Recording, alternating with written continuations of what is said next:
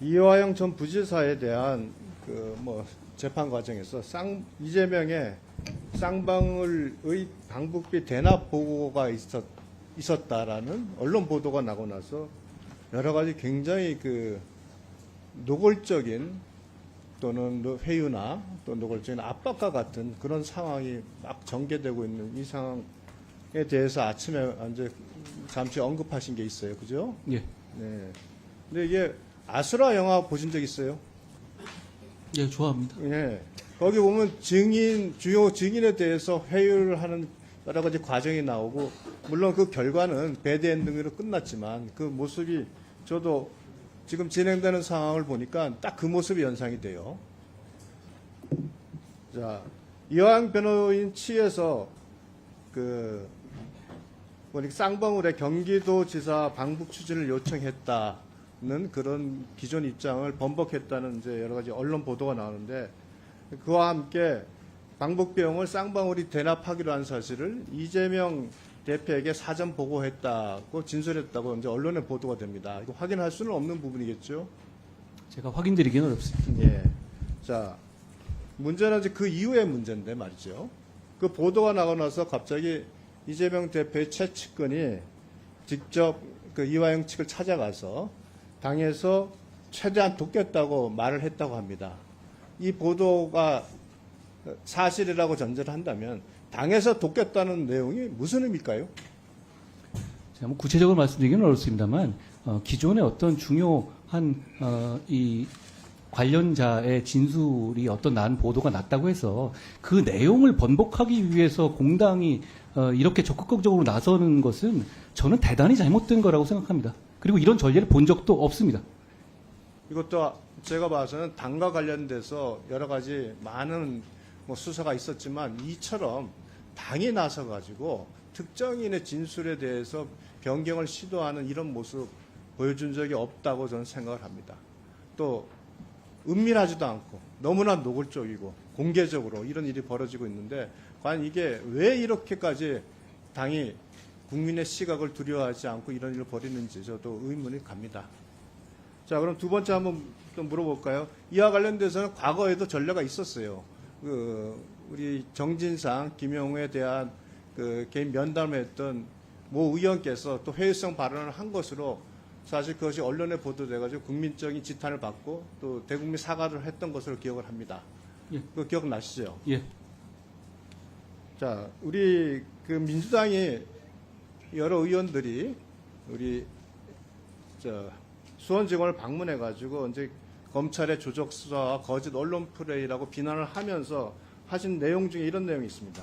김성태 전 회장의 일방적 조작 진술에 대해 이화영 전 부지사에게도 허위 진술을 회유 압박하고 있다, 검찰이. 자, 그래서 개별적으로 실질적으로 이화영 전 지사에 대해서 변호인 접견을 얼마나 했는지 알아보니까 구속 이후에 180회 정도 이상을 변호인 접견을 한 것으로 나오는데 그건 맞습니까?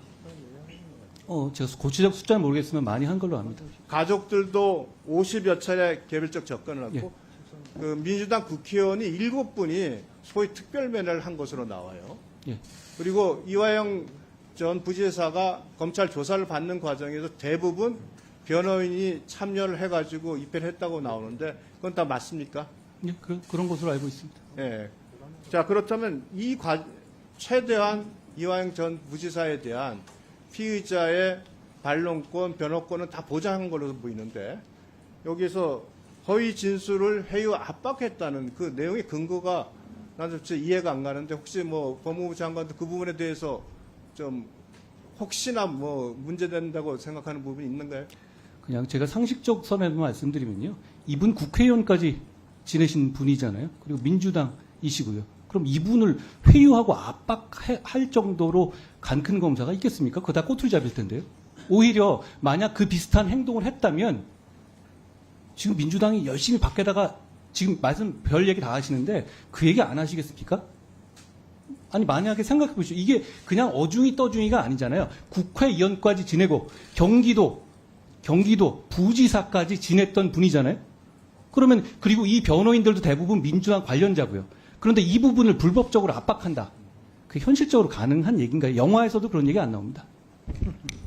어제 언론에 보니까 민주당 국회의원들이 줄지어가지고 지금 이화영 전 그 부지사에 대해서 면회를 신청하고 있다는데 특히 특별 면회를 네. 그건 사실인가요?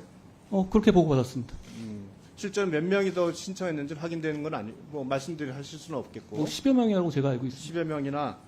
자, 근데 지금 현재 이화영 전 부지사 그걸 좀 면회를 다 거부하고 있다고 하던데 언론에는 그렇게 나옵니다. 실질적으로 거부됐는지 확인이 가능합니까? 그건 개인의 문제라서 제가 확인드리기가 좀 곤란합니다.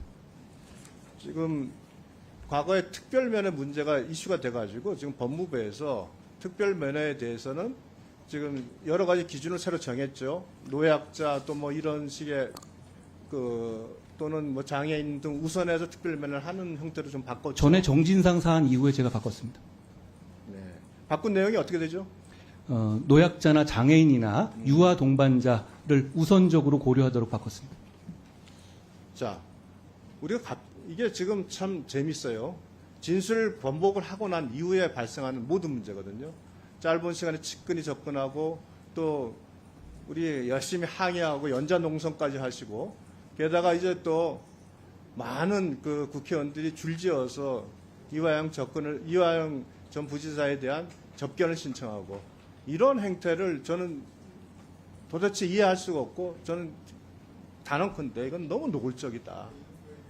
당에서 너무 노골적으로 이와 같은 행태를 보이는 것은 국민들에게 보기에 너무 부끄러운 모습이다. 저는 이렇게 판단을 합니다. 우리 장관의 입장은 어떤가요? 저는 그런 게 성공하면 법치국가가 아니라고 생각합니다. 네, 뭐, 이 박범계 의원님 성함을 어떻게 하겠습니까? 말씀을 드릴 수는 없고요. 그러나 우리가 적어도 공당의 입장에서 보면 이와 같을 때 이런 부분에 대한 기록이 있고, 그것에 대한 자세하고 국민들을 부정하는 모습이 보여야 되지 않습니까?